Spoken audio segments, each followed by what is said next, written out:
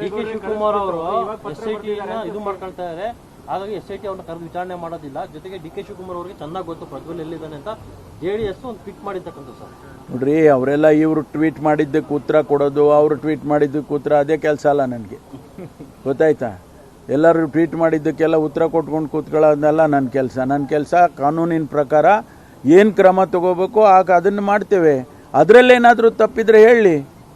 SITನಲ್ಲಿ ಏನಾದರೂ ಲ್ಯಾಪ್ಸಸ್ ಇದ್ದರೆ ಅದನ್ನು ಹೇಳಿ ನಮಗೆ, ನಾವು ಅದನ್ನು ಸರಿಪಡಿಸ್ತಕ್ಕಂಥ ಕೆಲಸ ಮಾಡ್ತೀವಿ. ಪೊಲೀಸ್ ಇಲಾಖೆಯಲ್ಲಿ ಲ್ಯಾಪ್ಸಸ್ ಇದ್ದರೆ ನಮ್ಗೆ ಹೇಳಿ.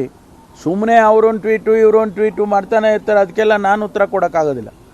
ನೋಡ್ರಿ, ಅವರೆಲ್ಲ ಇವರು ಟ್ವೀಟ್ ಮಾಡಿದ್ದಕ್ಕೆ ಉತ್ತರ ಕೊಡೋದು, ಅವರು ಟ್ವೀಟ್ ಮಾಡಿದ್ದಕ್ಕೆ ಉತ್ತರ, ಅದೇ ಕೆಲಸ ಅಲ್ಲ ನನಗೆ. ಗೊತ್ತಾಯ್ತಾ?